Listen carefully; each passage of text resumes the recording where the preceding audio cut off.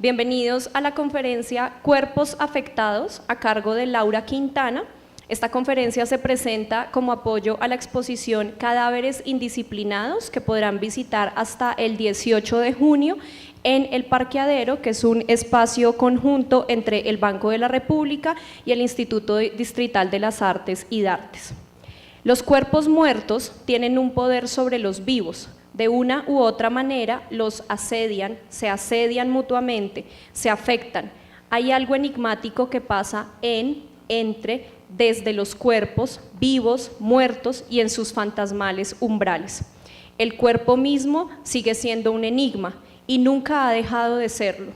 ¿Cómo pensar entonces este poder de afectación de unos cuerpos sobre otros? ¿Qué afectos se despliegan allí? ¿Cómo aproximarse a esta dimensión del afecto, a sus efectos ético-políticos, a la manera en que, en todo caso, atraviesa y produce redes de poder en medio de los cuerpos políticos? Desde la imagen del Estado como cuerpo orgánico soberano hasta la figura de cuerpos indóciles que se le escapan, ¿qué implicaciones tiene asumir el cuerpo como ensamblaje de afectos? ¿Qué temporalidades se cruzan en estos juegos afectivos y cómo atraviesan también los espacios comunes, los tratos y contactos, los rechazos y delirios entre unos y otros? Durante la conferencia se intentará elaborar estas preguntas y abrir caminos para enfrentarlas.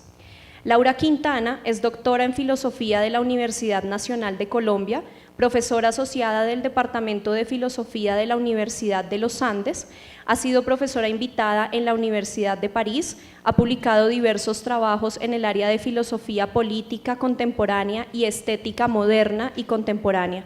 Sus trabajos de investigación hacen parte del grupo Estética y Política y se desarrollan actualmente en el marco del grupo Claxo, Reinvenciones de lo Común, y del proyecto interdisciplinario Movimientos Sociales y Construcción de lo Común en Colombia Hoy.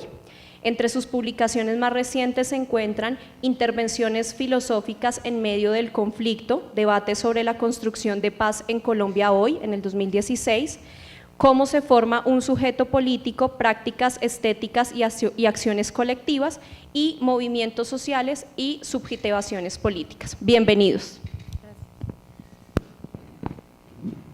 Bueno, gracias a todos por estar acá, gracias a José Alejandro por la invitación a pensar a partir de esta exposición y gracias también a IDARTES por toda la gestión y el trabajo de administración y de organización. Bueno, antes de comenzar, yo escribí un texto porque me cuesta mucho pensar sin escribir, igual voy a tratar de que sea amena la lectura y hay imágenes, espero que sea interesante para todos.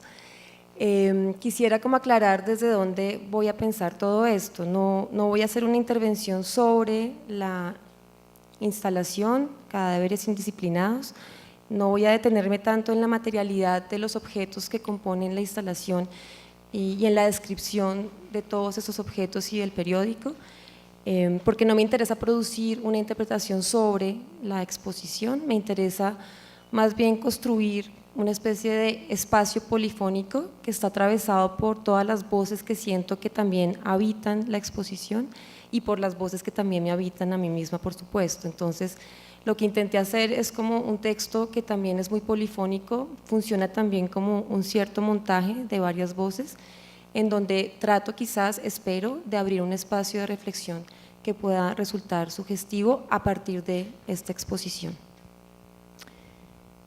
Bien. Un cuerpo disciplinado al máximo, como el teniente coronel de las SS, Adolf Eichmann, nos dice José Alejandro Restrepo, es como un cadáver, perinde ad cadáver, disciplinado como un cadáver. Es la sentencia de San Ignacio de Loyola con la que se abre esta exposición. Y pienso al leerla cómo la obediencia ciega y callada, el acatamiento y la docilidad, la fijación a ciertos gestos predecibles, desconectan de la contingencia de la vida, de las formas de relacionalidad que la habitan, de sus múltiples dimensiones y estratos intangibles, de los abismos de su complejidad, de los afectos que mueven a dejar de ser quien se es. Un cuerpo disciplinado es un cuerpo que ya no se deja afectar por lo que pasa, aunque tampoco deje de ser un cuerpo afectado, poblado por múltiples fuerzas que lo paralizan y aplastan. Así era, según Hannah Arendt Eichmann, un hombre completamente aferrado a unos clichés y marcos de comprensión simplificadores que lo protegían del impacto de la realidad y de su sinuosa contingencia, pero también justamente así, un cuerpo aterrado por la incertidumbre y la opacidad de su propia existencia. Porque a fin de cuentas, en palabras del pensador africano Akile Membe, la vida es un misterio, un montaje de cosas secretas y manifiestas, un conjunto de accidentes, que también la muerte señala y clausura en un gesto que es a la vez, hasta cierto punto, recapitulación, aparición, emergencia. Quizás por esto también, como lo advertía Bataille, moribundos lo somos todos a cada instante, al tener que enfrentar la condición temporal que vamos siendo, esa extrema fragilidad de nuestros fulgores de vida que no deja de horadarnos. Y sin embargo, no todos atendemos a esta marca de la finitud que atraviesa la vida y que aflora de repente con inquietante nitidez en el rostro de un moribundo que ya no nos mira y que tampoco hemos dejado de ver. En palabras de Walter Benjamin, la sociedad burguesa ha producido, mediante instituciones higiénicas y sociales, privadas y públicas, un efecto secundario que ha sido quizás su verdadero fin capital subconsciente: procurarle a la gente la posibilidad de sustraerse a la visión de los moribundos. El morir, en el curso de la época moderna, es expulsado más y más fuera del mundo perceptivo de los vivos. Así, la sociedad burguesa ha producido un cuerpo disciplinado que se sustrae de los intricados nudos y repliegues de la vida con la muerte, y con este cuerpo también ha creado múltiples mecanismos para neutralizar, para disciplinar, para controlar la presencia del morir que vamos siendo. Y entonces, a pesar de que estamos constantemente rodeados de objetos y fenómenos del mundo muerto, como lo destaca la voz autobiográfica de Karl Ove Naswart, resulta que hay pocas cosas que hoy nos desagraden más que ver a un ser humano capturado en ese mundo muerto, al menos a juzgar por los esfuerzos que hacemos por mantener los cuerpos muertos fuera de nuestra vista. En este mundo del capital y de las fuerzas siempre incrementables, en este mundo del progreso, de lo conseguido y lleno de sí, en este mundo de novedad brillante y recién hecha, el cuerpo vulnerable que todos somos y llegamos a ser no puede ser visto en la materialidad de sus trazos más concretos. Los cuerpos productivos, disciplinados para hacerlo, no quieren nada que ver con los cuerpos muertos que van a llegar a ser. Y entonces, tal vez por esto, disciplinen también la muerte, la inquietante presencia de su ausencia, esa ausencia que ausenta toda presencia. Pues la productividad, para decirlo en breve, riñe con lo que abandona y desajusta, con aquello que lleva fuera de sí, más allá y más acá de una completud presente. Junto a los cuerpos disciplinados se encuentran también entonces los cadáveres disciplinados, muertos cuyas imágenes y efectos se buscan regular, controlar, conducir en formas de conjuración que buscan inhibir su poder de afectación sobre los vivos. Esas formas de afectación imprevisibles en que los muertos, la experiencia del morir, los recuerdos de quienes no están pero no se han ido, las ruinas de un pasado abierto pueden atravesar e impulsar a los vivos. Por esto mismo, justamente por esto, hay también cadáveres indisciplinados, muertos que dejan proliferar esas fuerzas y con ellas la vida de sus rastros, el llamado de sus marcas. Figuras espectrales irradiándose entre la vida y la muerte, cadáveres que sobreviven como fantasmas que asedian, que llaman con grandes y dolorosas verdades, pues los muertos pueden vivir interpelándonos con vivas y terribles verdades. De ahí que en palabras de José Alejandro Restrepo, si bien es cierto que los muertos no dejan en paz a los vivos, habría que decir que los vivos tampoco dejan en paz a los muertos. Y por eso quizás no se pueda evitar que los cadáveres disciplinados, vigilados y controlados en sus efectos se tornen indisciplinados y dejen circular, en palabras de Restrepo, fantasmas y fetiches en la más sana concurrencia, magia por contacto, magia simpática, nos dice en uno de los videos de la instalación. Una magia que no deja también de controlar y disciplinar efectos inesperados que ella misma carga, la desazón que también arrastra consigo, contrarrestándola en múltiples dispositivos. Por ejemplo, en máscaras de cera de grandes figuras muertas que sonríen, todas sonríen en muecas congeladas, en rictus que parecen detener la historia, en miradas sostenidas que duran eternamente, como el cuerpo de un poder soberano que no puede perecer, que se rehúsa a desaparecer y hacerse visible en su contingencia y fragilidad. Pero ¿qué verdades son esas que aparecen en forma de fantasma y por qué pueden resultar tan insoportables e insostenibles?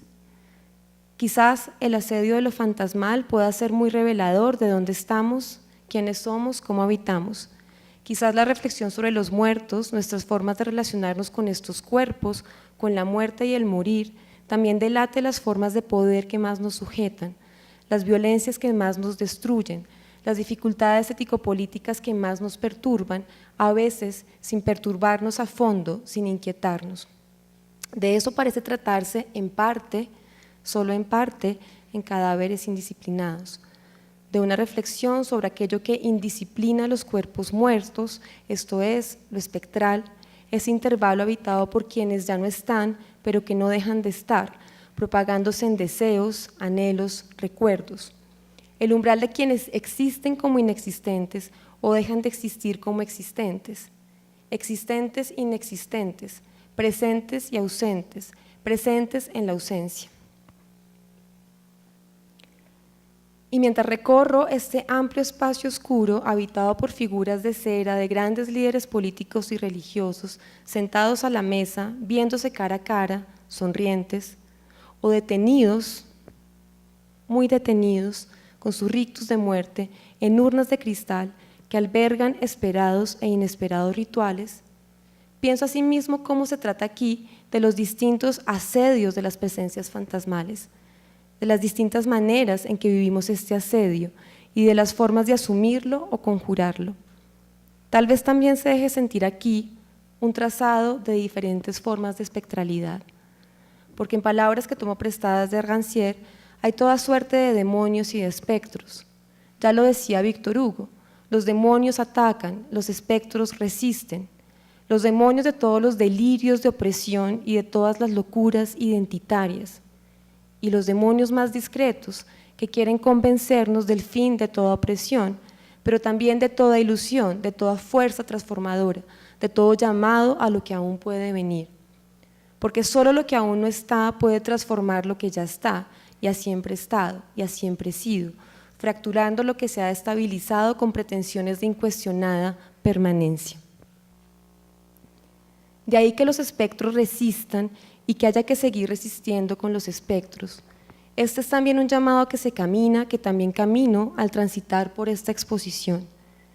Y entre tanto voy pensando cómo puede suspenderse la banalidad del mal que no sabe habitar los montajes nudosos de la vida y sus intricados estratos temporales, pero también la banalidad del bien pensante que no sabe más que delimitar, definir, clasificar, conducir, poniéndose ya siempre en guardia con respecto a lo que vive en el umbral de lo existente inexistente, también de lo que escapa sin rumbo fijo.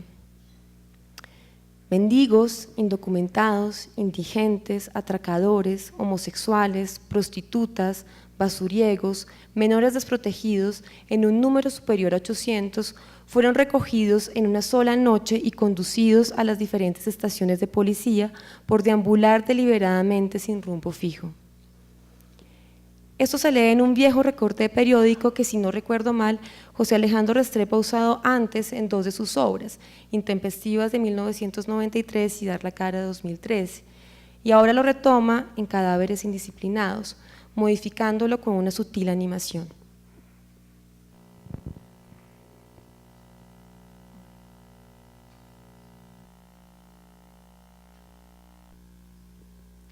El video es mío, perdón, no es el más profesional.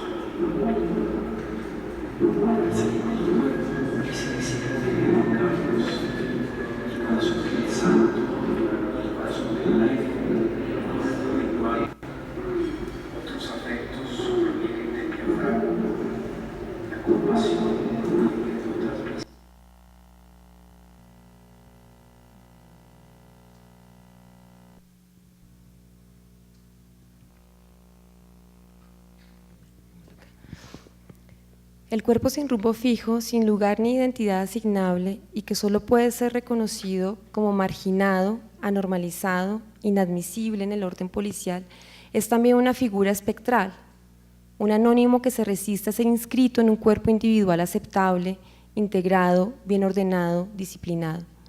Un cuerpo indisciplinado que, habitando un umbral de inexistencia muy pocas veces buscado, confronta las direcciones y sentidos que fijan lo común, lo evidente o lo normal.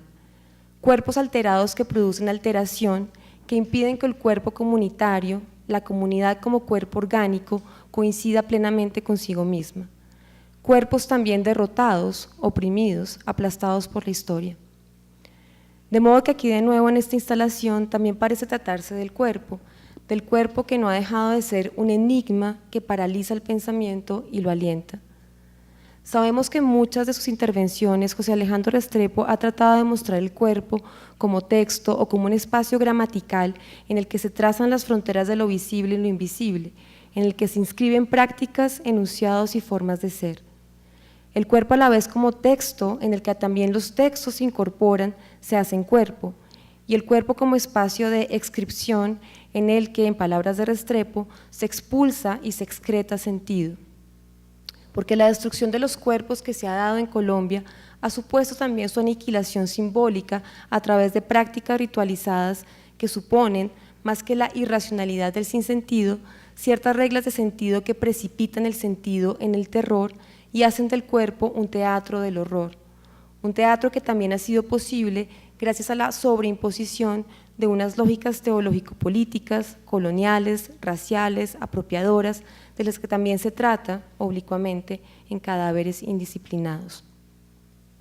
Pero los cuerpos sin rumbo fijo en esta instalación se alteran sutilmente, también parecen murmurar, no dejan de moverse al ser recogidos y contenidos por la fuerza policial, como si hubiera algo incontenible, inapresable en estas figuras sujetadas, vectores de fuerza quizás, haces de luces, haces de deseo tal vez, una potencia de persistir pese a todo, quizás también irradiándose en unos murmullos que se sobreponen y que no se dejan descifrar ni acallar.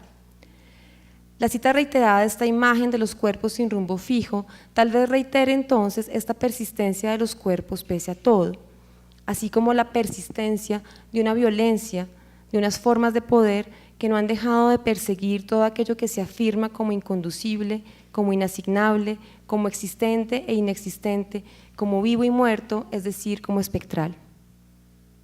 Así voy pensando que acoger el cuerpo como enigma es también dejar aparecer virtualidades de los cuerpos que no se dejan encarnar, que se resisten a confrontar cuerpos orgánicos, armónicos, logrados. Exponerse al llamado de tantos cuerpos derrotados, desposeídos de sus posibilidades, de tantas muertes y vidas olvidadas aquí, ahora, una y otra vez en Colombia. Dejarse afectar también por lo impensado, por lo que no ha tenido lugar.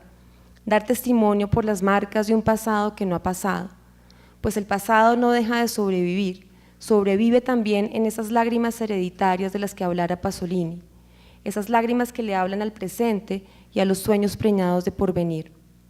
En un momento dado, su retorno a nuestra memoria, para decirlo con Didi Huberman, se convierte en la urgencia misma, la urgencia anacrónica de lo que Nietzsche llamó lo inactual o lo intempestivo.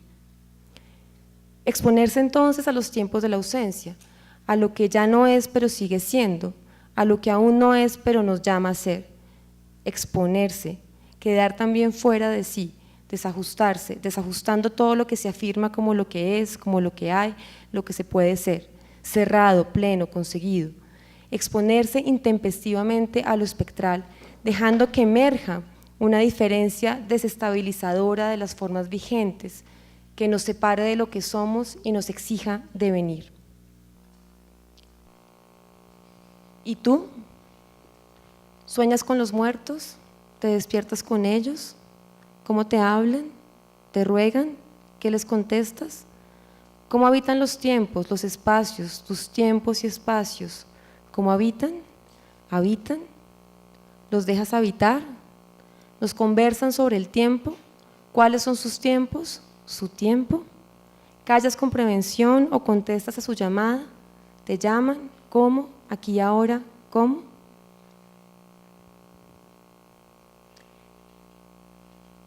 Sin embargo, no se trata solo de espectros, se trata también de cadáveres, de cuerpos muertos, particularmente de cuerpos violentados hasta morir y sometidos incluso a numerosas violencias después de muertos. Como los cuerpos de tantos campesinos en Colombia dándose la muerte unos a otros, destruyéndose por partes, desapareciendo, incluso convirtiéndose en cenizas en hornos crematorios construidos por los paramilitares, como se recuerda en el periódico y en algunas de las imágenes que hacen parte de esta exposición. Cuerpos violentados que dejan ver también la materialidad, las encarnaciones de las formas de poder frente a aquel cuerpo desencarnado y conceptualizado que comparece en la metáfora del cuerpo político, para usar palabras de Adriana Cabarero. Porque siguiendo con esta autora, la política prefiere un cuerpo metaforizado que prevé también comités de salud pública y una gama infinita de patologías, así como de terapias. Es decir, un cuerpo saludable ideal, abstracto, que está siempre en proceso de reconciliarse consigo mismo, integrando la división que necesariamente lo atraviesa y amenaza su integridad. En cambio, la guerra, siguiendo con Cabarero, tiene que ver con cuerpos de carne y hueso, vivos, calientes y con pulso, o asimismo transformados ya en cadáveres, con cuerpos finitos, materiales, vulnerables, tan frágiles y dependientes unos de otros, tan comunes y tan otros. Quizás aquí se encuentra en juego un cierto fetichismo sobre el cual a Restrepo le interesa hacernos reflexionar. Veámoslo con algo de detenimiento. Por una parte, la imagen del cuerpo político como cuerpo uno, sano, unitario, bien integrado, reconciliado, salvado, es la de un cuerpo que permanece igual a sí mismo, la de un cuerpo comunitario que no se corrompe. Eso es lo que también se busca simbolizar con el embalsamiento de los cuerpos de grandes líderes populares. Asegurar el doble cuerpo del rey, el cuerpo perenne del soberano, también del pueblo soberano que el líder popular encarnaría, no obstante su cuerpo físico hubiese muerto. En palabras de Restrepo, el cuerpo está embalsamado y severamente vigilado para asegurarse a sí mismo de que nunca regrese como fantasma o como espectro. De modo que así se buscan controlar también los efectos espectrales que los muertos pueden tener al fijarlos en ciertos gestos, en una mueca sonriente que invita quizás a dejar todo como está. Pero por otra parte, este cuerpo político perenne, este cuerpo abstracto de integridad y unidad trascendente, más aún la protección inmunitaria de esta mismidad, requiere del sacrificio de la vida de los cuerpos de carne y hueso, de los cuerpos concretos.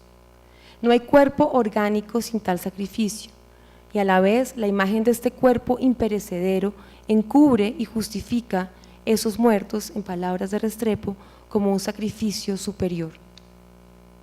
Por eso, según Restrepo, hay un fetichismo del Estado que sería también un fetichismo de la teología política que le subyace. En palabras de Achille Mbembe, que resuenan con estas ideas, el poder es también cuerpo y sustancia. pero el cuerpo del poder solo es fetiche y, por esta misma razón, un cuerpo medicina. Como cuerpo fetiche exige ser venerado y alimentado, pero el cuerpo del poder solo es fetiche en la medida en que participa del cuerpo de algún otro, preferiblemente un muerto que estuvo dotado en otro tiempo de potencia y del cual desea encarnar el doble. Desde este punto de vista, el cuerpo del poder es un cuerpo cadáver. Tremendo. Si el fetichismo de la mercancía es para Marx el proceso de atribuirle una cosa fabricada un carácter de presencia dada que no deja ver las mediaciones sociales de las que ha resultado y la materialidad del trabajo del que proviene, el Estado como fetiche oculta todos los conflictos, las formas de dominación y las violencias que aseguran su imagen de cuerpo íntegro e imperecedero. Además, sin tales violencias tampoco puede darse poder soberano. Pues como lo recuerda Quilemembe en Necropolítica, este poder se manifiesta en la capacidad de decidir quién puede vivir y quién debe morir. Esta instancia última de decisión, que es la soberanía, supone entonces, en palabras de Restrepo, que solo puede hacerse manifiesta matando, no puede ser si no ha matado, si no mata, sino sigue matando. De modo que el cuerpo íntegro de la comunidad política, también parece decirlo aquí Quilemembe, enmascara que no es más que un cuerpo cadáver, un cuerpo cuya vida depende también de la producción de cuerpos muertos, que no deja de seguir matando. Pero este enmascaramiento requiere también del control sobre los muertos, para que estos justamente no dejen de prestar su significado sacrificial.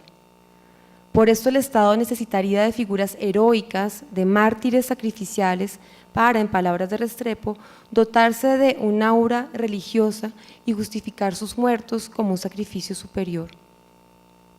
La sobrevivencia del pasado puede así conducirse y fijarse, direccionando la energía de los recuerdos y su fuerza de transformación.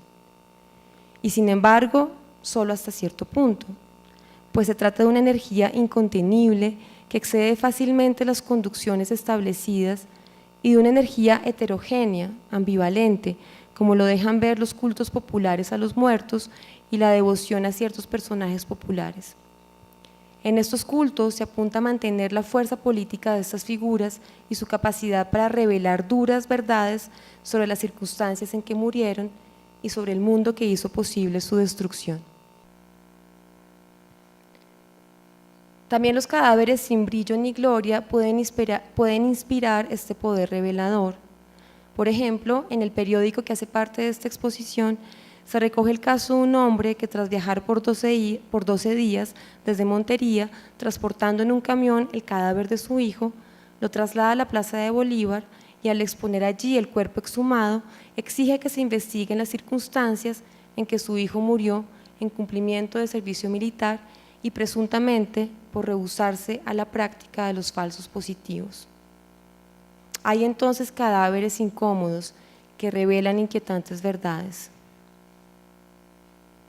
Por eso, según Restrepo, una consigna del Estado es ampararse de los cadáveres y también de sus imágenes, no solo de los cadáveres propios, también de los cadáveres enemigos y de sus imágenes. Y como no hay culto popular sin cadáver, hay cadáveres que para el Estado deben desaparecer y con él las imágenes, ritos, fuerzas que podrían propagar su recuerdo. Piénsase, por ejemplo, en cómo el ejército colombiano desapareció en su momento el cadáver de Camilo Torres, o en cómo el ejército norteamericano hizo lo mismo con el cuerpo muerto de Bin Laden. Se trata de otra forma de conjurar los espectros que estas figuras emblemáticas podrían seguir transmitiendo para contener el poder de interpelación e inspiración que estos podrían tener sobre los vivos. Se trata también de controlar el poder de las imágenes y sus efectos. Por eso, Cadáveres Indisciplinados también produce, a mi modo de ver, una reflexión sobre la imagen y las formas de aparición e inteligibilidad que regulan nuestros marcos de comprensión y percepción. En particular, cabe preguntarse, en palabras de Restrepo, ¿de qué manera todo acontecimiento tiene o demanda su teatro? ¿Acaso todo teatro encierra su acontecimiento? En cuanto algo acontece, ¿aparece también su teatro? El teatro como condición de visibilidad, de acotación, de inteligibilidad, de lugar. El acontecimiento tiene lugar, sucede en un lugar. A mi modo de ver, se trata con la pregunta por esta puesta en escena de una preocupación constante en la obra de Restrepo que lo lleva a vincular todo el teatro barroco de imágenes y sus efectos de conducción corporal con el manejo de las imágenes y su escenificación en la lógica del espectáculo que para el artista, siguiendo a Guy Debord, dominaría en nuestras sociedades. Una espectacularización de la política, de la violencia, de la cotidianidad de ciertas vidas, de las instancias críticas, cuyo efecto principal sería el enmascaramiento ideológico con respecto a las relaciones sociales, los conflictos y las formas de poder que funcionarían en estas experiencias. Y sin embargo, me parece que Restrepo va más allá de Debord en este punto. Al hablar de enmascaramiento, no se trata de la superficie de una máscara que se habría apropiado de lo real. Se trata de un tipo de montaje que oculta sus procedimientos de edición, sus modos de ordenación y la manera en que los estabiliza y fija. Porque el espectáculo hace ver de cierto modo, ordena las imágenes en un orden de inteligibilidad, conduce la percepción e impide también que ciertas cosas se vean. De ahí que en palabras de Restrepo haya imágenes prohibidas, imágenes que están para no ser vistas, imágenes que no se deben ver, y muchas de ellas son cuerpos muertos. Pero no creo que se trate de denunciar las imágenes y lo que éstas impiden ver. Se trata de llamar la atención sobre la manera en que son producidas y ordenadas, sobre los regímenes de sentido que ellas permiten construir. Se trata de reflexionar sobre las fronteras de visibilidad e invisibilidad y sus configuraciones de sentido, la manera en que los cuerpos pueden aparecer y quedar descartados en ese espacio de inteligibilidad desde una cierta lógica de presentación de lo que es, de lo que hay, que fija capacidades e incapacidades, y que es también una lógica temporal que encausa lo que se puede imaginar, pensar, sentir, lo que hoy sería posible y realizable.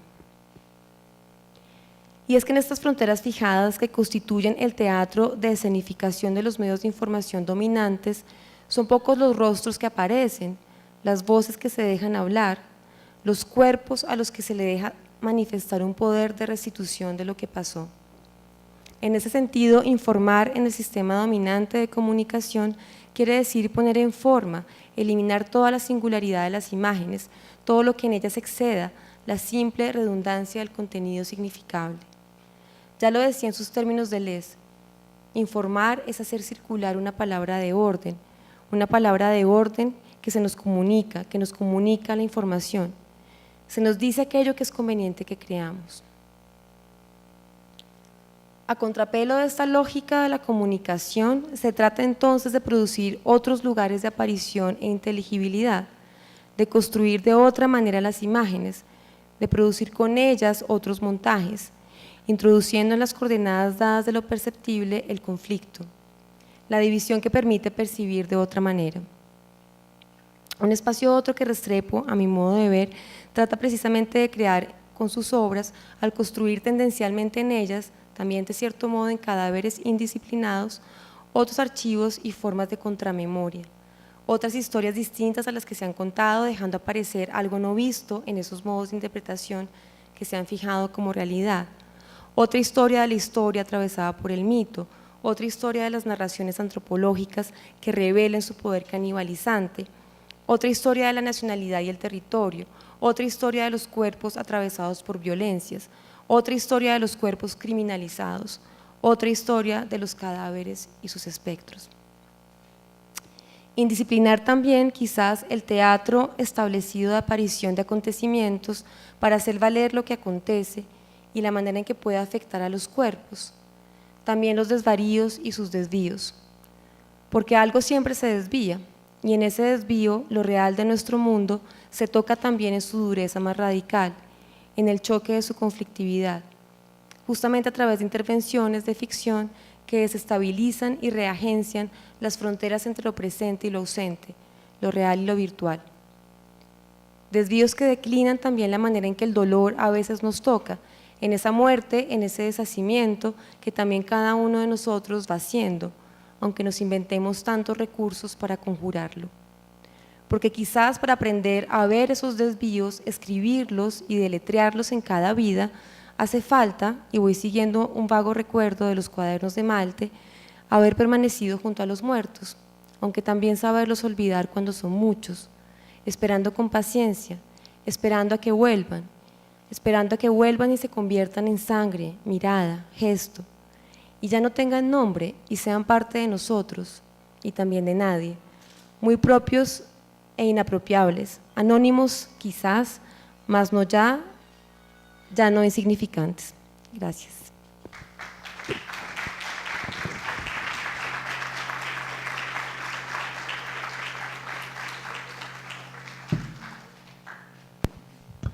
Hola, buenas tardes. Hola, ¿cómo estás? Indisciplinar el cuerpo sería crear otras posibilidades de lectura del mismo, ¿cierto? Es que me acordé de una historia de un monje zen que se llama Thich Quang Duc, se llamaba, que en Vietnam, antes de la guerra, hubo una represión muy fuerte hacia ese tipo de religión y él decidió meditar en la calle y incinerarse, él mismo. Entonces es muy interesante porque la meditación como tal es disciplinar el cuerpo, ¿no? Pero disciplinar el cuerpo para abrir después otro tipo de lecturas del mismo. Y como con ese acto de indisciplina, digamos, pública, él decide entregar su vida y entregar su cuerpo para una causa que dio la vuelta al mundo después, ¿no? Ahí, después de que hizo eso, todo el mundo reaccionó y dijo, uy, ¿qué está pasando allá? Entonces sí, tengo ese comentario, simplemente. Sí, gracias por el comentario. Pues a mí eso que tú señalas es algo que me ha interesado pensar particularmente. También lo encuentro en algunas obras de José Alejandro Restrepo y de otros artistas, y es cómo a partir de prácticas y formas de construcción de marcos de visibilidad y formas de ensamblaje de los cuerpos y sus capacidades se pueden producir leves torsiones. Me gusta mucho pensar ese concepto, cómo los cuerpos y las prácticas pueden darle la vuelta a formas de conducción, a formas de regulación, a disciplinas para a partir de allí crear otras posibilidades de experiencia. Lo que tú dices es muy interesante en esa dirección, porque tú dices, es un cuerpo muy disciplinado que también usa la disciplina para indisciplinarse. A mí me interesa mucho pensar ese movimiento de torsión, es decir, cómo los cuerpos, estando muy sujetados a ciertas formas de conducción que también los conforman como cierto tipo de cuerpos, pueden producir desajustes que hacen que pueden tener este tipo de rupturas que son incluso radicales y muy chocantes y escandalosas y casi que hasta cierto punto para algunos inaceptables, ¿no? Pero que también hacen ver de otra manera lo que está pasando, que es un poco ese efecto de choque que tú resaltas con la experiencia. Entonces sí, es muy interesante lo que dices y creo que también pues a mí esta exposición me hace pensar un poco en eso, ¿no? Porque como los cuerpos muy disciplinados que también se embalsaman de cierta manera para controlar sus efectos, en todo caso pueden ser reapropiados y usados de otras maneras, aunque quizás también puedan dar lugar a prácticas que puedan ser muy sujetantes. Siempre hay como una ambivalencia, me parece a mí, en el mundo humano, en el mundo social y en el mundo humano en conexión con lo no humano, porque habitamos todo el tiempo en esas interrelaciones con lo no humano, cómo allí se pueden producir todo el tiempo esos desbarajustes que tienen que ver con la ambivalencia de todo. Quizás en la presentación uno siempre va cambiando lo que termina siendo. Yo había pensado hablar mucho más del afecto porque es algo que me interesa y pensé mucho en el afecto cuando me movía en esta exposición, pero luego pues me salió algo un poco desplazado, pero eso que tú dices para mí también tiene que ver con el espacio de los afectos, cómo las interacciones afectivas son muy ambivalentes y hacen que se den como este tipo como de reversiones en el mundo social. César, sí. Buenas tardes, muchísimas gracias Laura por tu invitación a leer la instalación de Restrepo. Considero que hay un elemento de lectura interpretación en esta conferencia y es Rancière, y es la idea de pensar la instalación de Restrepo como una suerte de dispositivo estético que nos permita pensar disposiciones alternativas de los cuerpos y a partir de ahí hacer posible una reconfiguración del régimen de sensibilidad vigente. En ese sentido quisiera preguntar cómo pensar, por ejemplo, estas instalaciones artísticas como dispositivos estéticos que permitan reconfigurar el sensorium oficial, que permitan lecturas alternativas que de alguna manera repercutan la manera pública o en la manera oficial o establecida como se entiende la disposición entre la vida y la muerte. Gracias. Okay. El primer texto que te refieres, ¿cuál es? Que no te entendí bien. Que decías un texto de Rancière que no entendí bien. Ah, ya. Sí, digamos, pues a mí me interesa pensar que la importancia del arte no es simplemente que nos produzca pues vagos choques perceptivos o como esporádicos choques perceptivos, en parte por la manera en que pienso de una forma bastante amplia lo que sea lo estético, que tiene que ver con la manera en que me parece interesante para pensarnos hoy el trabajo de Rancière. Y es lo estético no es solo lo bello o lo que tiene que ver con el arte o como cierto régimen de producción del arte, sino que tiene que ver con la manera en que nos situamos en un campo de percepción, en un campo de experiencia, en un campo de comprensión. En ese sentido, pues un poco la pregunta de César me parece que va en la dirección también de un texto de Didi Burman que es interesante, que se llama La contrainformación del arte, y es como pues ciertas prácticas de montaje que el arte puede hacer, puede justamente invitar a repensar los montajes que se han, digamos, estabilizado y fijado en las formas de información, porque pues muchas veces vemos la información de una manera un poco ingenua, no tanto porque tengamos que tener una lógica de la sospecha que nos haga ver detrás de cada imagen un sentido que no estamos viendo. A mí no me parece tan interesante esa lectura de la información, pero sí en el sentido en que la información está toda editada, está toda montada, está organizada de una cierta manera, y la manera en que se organiza también tiene efectos afectivos sobre los cuerpos. Y de hecho la manera en que se organiza la información, con imágenes que se ponen siempre junto a letreros que dicen lo que hay que ver en la imagen y que hacen que el efecto de la imagen sea muy literal, pues también tienen esos efectos como de paralizar la reflexión del espectador, por ejemplo. Entonces me parece que también arriesgar otros montajes es también intentar producir transformaciones perceptivas y afectivas, y pues yo creo que en un contexto como este de violencia, donde tenemos que ver todo el tiempo con la muerte, donde las formas de organización de la información también nos han insensibilizado sobre la relación que tiene la muerte con la vida, pues claro que sí podría tener como, a mi modo de ver, una importancia ético-política, como de, bueno, repensemos esa relación de la vida con la muerte, sobre todo en un país como este, tan poblado por muertos y fantasmas, y por muertos que ni siquiera vemos, solo vemos como cifra. Entonces, pero también repensar que la muerte no es solo como un subproducto como de nuestras formas de organización estadocentristas, estadocéntricas, sino que también tiene que ver con ciertos mecanismos que operan en esas formas de organización. Entonces me parece que hay un aporte allí para reflexionar sobre esas dinámicas que sí puede ser interesante.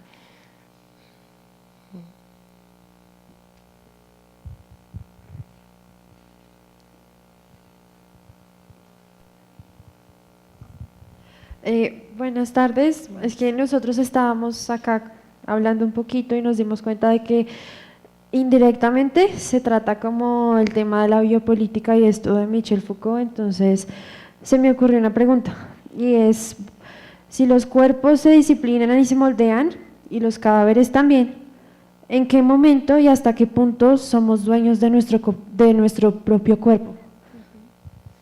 Sí, eso tiene que ver también con la primera intervención, digamos que nuestros cuerpos están habitados por formas de poder que hoy en día no solo son disciplinarias, sino mecanismos de control mucho más sutiles que ni siquiera se reconocen como disciplinarios. No quiere decir que las formas de poder saturen por completo el campo de experiencia, eso es algo que Foucault siempre insistió. Las formas de poder no saturan por completo el campo de experiencia, y eso quiere decir que siempre hay pequeñas brechas, fracturas, y por eso el tema como de la reversibilidad. Siempre hay fracturas posibles porque las formas de poder también controlan mal y mucho se les puede escapar, por eso también le di un cierto peso como esta figura de los cuerpos sin rumbo fijo. Siempre hay algo que excede, que en su excedencia puede ir habitando aquello que queda muy sujetado y también puede ir produciendo pequeñas fracturas. Entonces me parece, claro, interesante pensar por un lado eso, la posibilidad de la fractura, incluso en modulaciones de poder que pueden ser muy sujetantes. Las que vivimos hoy en día no son solo disciplinarias, que es algo que se ha pensado mucho recientemente y pues desde hace un tiempo, pero además pensar que son heterogéneas. Las formas de poder no son monolíticas ni tampoco son compactas, son heterogéneas y en la heterogeneidad puede haber siempre conflicto. Y a mí me parece siempre interesante pensar ese espacio, el espacio del conflicto, que es el espacio de la heterogeneidad, que es el espacio de la ambivalencia, ¿no? Es a partir del conflicto que puede emerger también una reversión, una torsión, una transformación, pero no en la excedencia, porque no hay afuera las formas de poder, pero sí hay espaciamientos, fracturas, formas de transformación que pueden irse apostando y que pueden irse produciendo al interior de esas dinámicas. No sé si con eso contesté. Ahora, sobre biopolítica, no sé si han leído ese texto de Achille Mbembe, es interesante, yo lo vi en diálogo con algunas cosas que piensa esta instalación, el texto Necropolítica. Es muy interesante porque Mbembe muestra que la biopolítica no solamente es como la regulación sobre el cuerpo vivo, sino también la regulación sobre el cuerpo en tanto que muerto y en tanto que se le puede también dar muerte a este cuerpo. En ese sentido, Mbembe sigue insistiendo un poco en clave también de Agamben en la correlación entre lo biopolítico y el poder soberano, que es algo que es muy presente en esta instalación también, cómo seguimos viviendo pues bastante dominados por ciertas dinámicas del poder soberano. El poder soberano sigue jugando un papel en nuestras vidas, aunque las formas de poder que se producen en el mundo contemporáneo sean muy distintas, pero el poder soberano, que tiene una larga tradición, una larga historia, sigue teniendo mucha vida, ¿no? Y se defiende como este poder que no perece, como este poder que tiene que hacerse valer como el poder que no es contingente. Me llama la atención en tu presentación y sobre todo en la lectura que se tiene de la obra, el recurso del oxímoron constante. ¿Por qué utilizas tanto esa figura dentro del marco explicativo de la obra?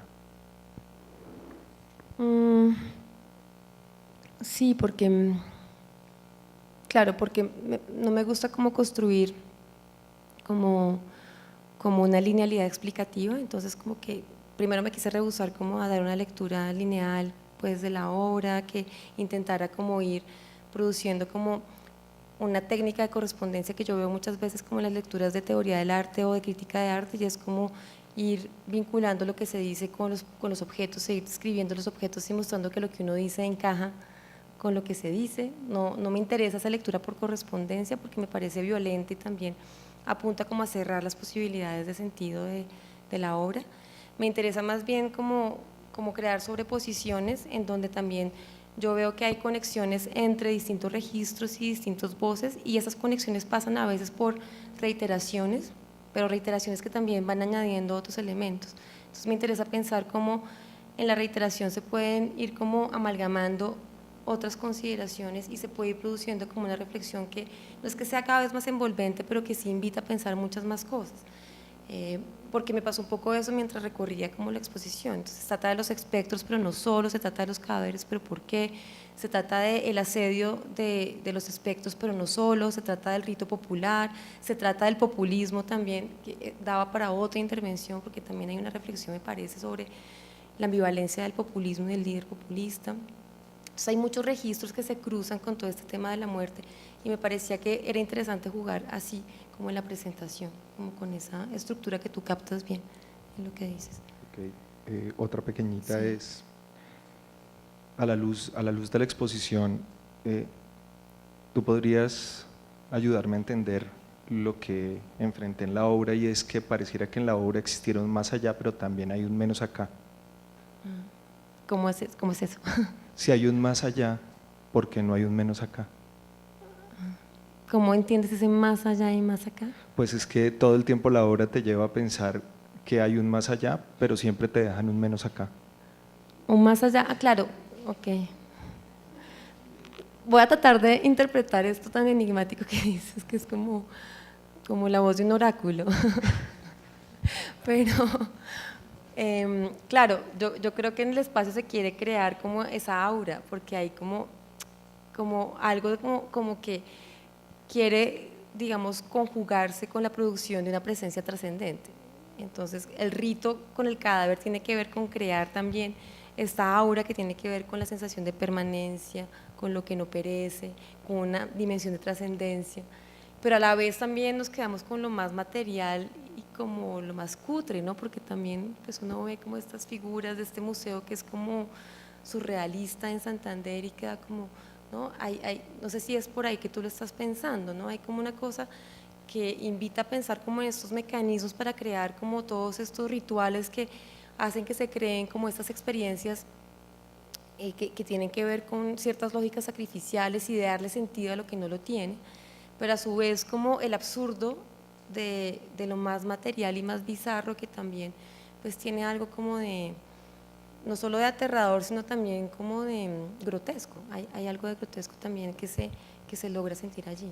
Sí, lo que siento es esa fascinación por los muertos que termina en una mueca que te ríe y te dice, sí, estoy muerto y me estoy riendo en tu cara. Claro. A eso me refiero con al menos acá. Y sí, eso va conectado con la idea. A mí me parece que hay como toda una dimensión del gesto que me hubiera gustado también pensar, que daría para toda una reflexión. Yo sentía que hay como mucho sobre el gesto ahí por pensar, como el gesto hierático, el rictus, la mueca. Hay mucho allí que se juega con este asunto del gesto y cómo también, digamos, las disposiciones éticas y políticas tienen que ver con el manejo de los gestos, ¿no? Pues porque como cuerpo somos también gesto y nos constituimos también a través de un montón de técnicas de gestualidad, pero nuestra relación también pasa por el gesto. Bueno, hay textos como hay un texto de Agamben bonito sobre el gesto, hay una reflexión que se produce allí que también creo que se deja sentir un poco en esta exposición. Sí, la última pregunta a la luz de tu presentación. Hubo algo en la exposición que me llamó profundamente la atención y es la presencia del Che como un individuo revolucionario que muere, pero este tiene las manos. Este Che tiene las manos. Sí, claro, se las cortaron. Y es muy curioso porque una forma de atacar este cadáver indisciplinado fue romperle las manos precisamente para que no siguiera haciéndolo. Para no identificarlo también. Ajá. Entonces, pues quería escuchar qué piensas al respecto de esa singularidad. Claro, como devolverle al cuerpo su integridad, porque pues el cuerpo que también puede ser objeto de ritual es también un cuerpo que sea símbolo de lo que es uno completo, íntegro, y pues un cuerpo fragmentado da lugar para otro tipo de experiencia. Entonces el cuerpo que da lugar a ese tipo de ritual tendría que ser un cuerpo completo, ¿no? Entonces creo que tiene que ver también con eso. A mí me impresionó que el Che era gigante y claro, las figuras son del mismo tamaño, entonces es muy impresionante verlo tan pequeño, le quita como una fuerza como a su visibilidad también.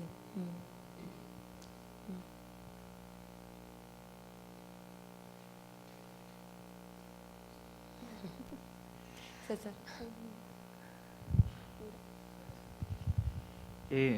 Gracias. Es que pensando con la tercera pregunta acerca de la relación entre biopolítica y la instalación, bueno, yo no soy experto en Foucault, pero y tampoco conozco mucho su obra tardía, pero él se planteaba como la pregunta de cómo romper con este carácter omniabarcante del biopoder, y entonces él hablaba de las estrategias del cuidado de sí como formas de subjetivación, de romper con esa direccionalidad del poder sobre el cuerpo, y también hablaba de estas estrategias de contraconducta como formas de romper con la gubernamentalidad que guía la conducta de los individuos, pero eso siempre en clave analítica con pensar en los cuerpos vivos. En ese sentido, ¿es posible una lectura, es posible pensar formas del cuidado de sí o de contraconducta sobre los cuerpos no vivos, sobre los cadáveres? Sí, bueno, esto también excede un poco como el marco de lo que quería decir, pero es interesante, digamos. Ha habido unas lecturas que me parecen un poco problemáticas y, para decirlo así, un poco simplista, muy flojas como de las técnicas de cuidado de sí en Foucault, porque me parece que producen como pues una ética bastante de la autosuperación neoliberal, ¿no? Como cuidar de sí mismo es como conseguir un yo cada vez más logrado y pleno, cada vez más dueño de sí, cada vez más conseguido, cada vez, ¿sí?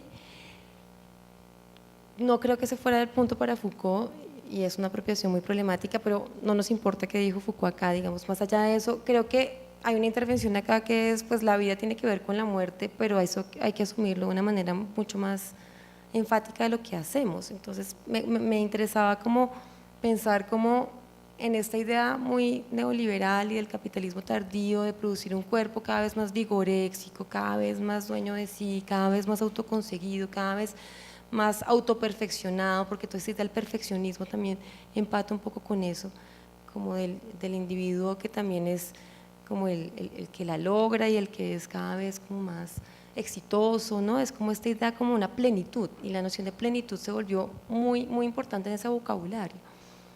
Como allí hay como un montón de mecanismos de protección contra la vulnerabilidad, el deshacimiento, la pérdida de sí, la exposición de los cuerpos, pero eso también supone evitar de otra manera con los muertos y con la muerte. Y hay otro tipo de prácticas y de sociedades en donde el umbral de diferenciación entre la vida y la muerte no es tan tajante como nosotros lo hemos establecido. Y entonces no por idealizar el mundo indígena, porque también hay muchas idealizaciones, pero hay pues prácticas en el mundo indígena y también en el mundo campesino en donde los muertos no están tan muertos y también tienen como esta vida muy, digamos, fuerte en las prácticas comunitarias y en ciertos rituales, pero eso también tiene efectos para cómo se vive, es decir, asumir como esta continuidad más que una separación dicotómica entre la vida y la muerte también tiene efectos para cómo se vive la vida y su vulnerabilidad, y creo que también eso era algo que me parecía interesante resaltar en esta lectura que me sugería la exposición, como también cambiar nuestra manera de relacionarnos con lo vivo cuando asumimos su vínculo con lo muerto.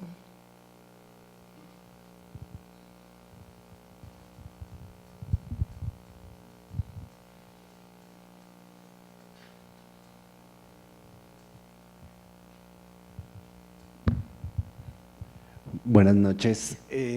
Yo quisiera hacer una pregunta que de pronto no sé si está un poco como fuera de lugar o algo así, pero mirando la instalación me llamaba la atención, y si tú podrías decir algo al respecto, la importancia que podría tener la ropa en los muertos.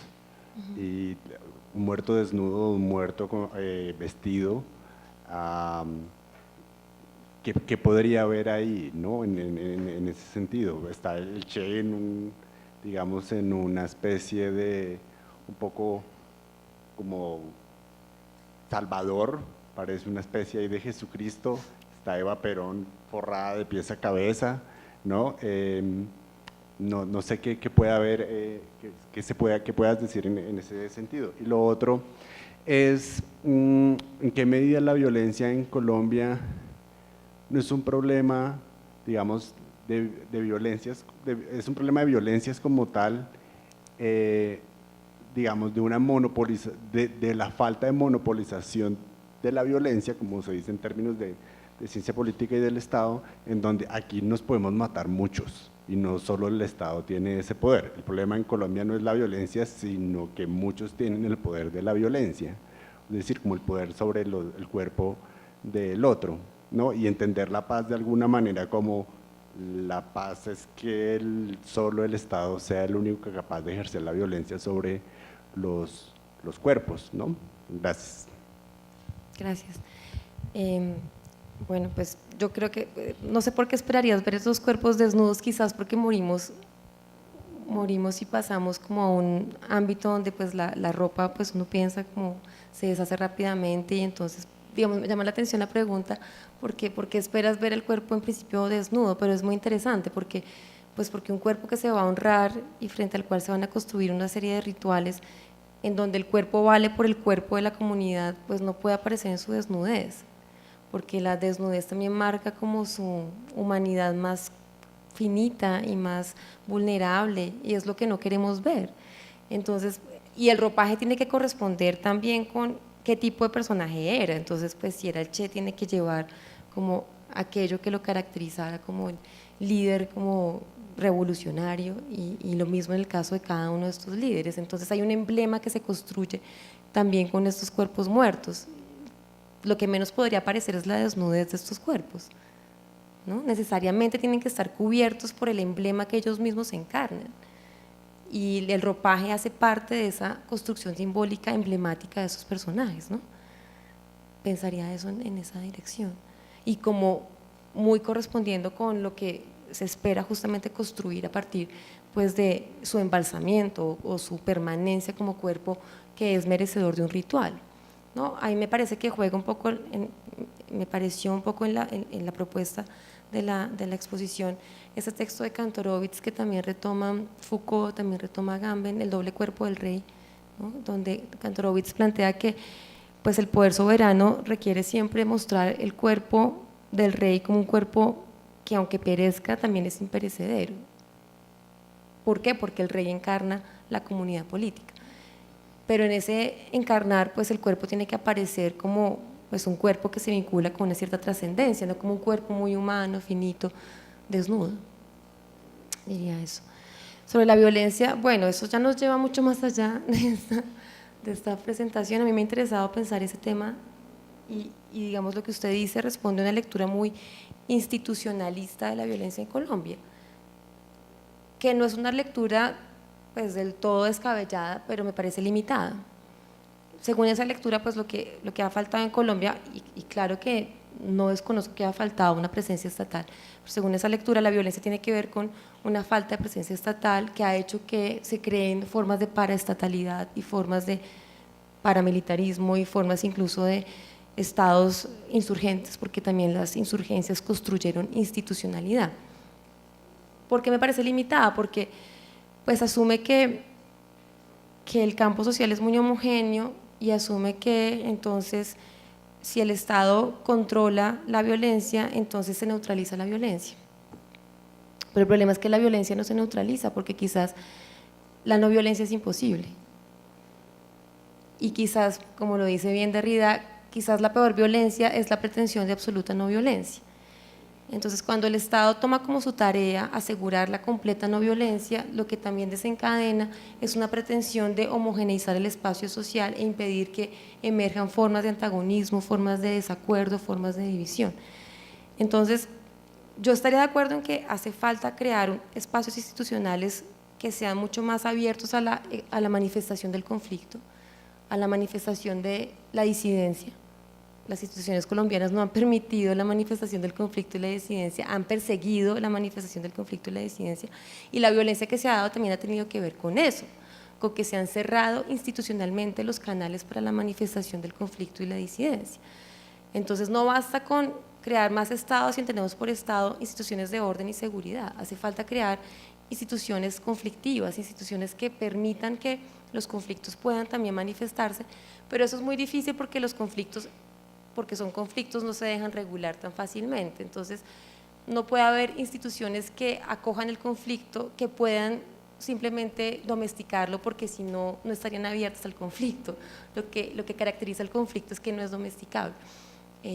Y eso pues nos lleva a reflexiones que a mí me han interesado, por ejemplo la línea de Etienne Balibar, que por ejemplo dice: habría que pensar instituciones expuestas a cuestionarse a ellas mismas, porque si están abiertas al conflicto tendrían también que aceptar la posibilidad de su desestabilización y su inestabilidad, o ese tipo de reflexiones, digamos, que apuntan por pensar que las instituciones también producen formas de violencia, como en la línea también de la reflexión de Walter Benjamin, de las formas de violencia que produce el derecho. Hay que dejar de pensar que las instituciones neutralizan la violencia porque también producen otras formas de violencia. Eso no quiere decir que tengamos que deshacernos de las instituciones, pero sí hay que pensarlas de una manera más compleja, pensaría yo. Pero es una pregunta súper compleja y amplia.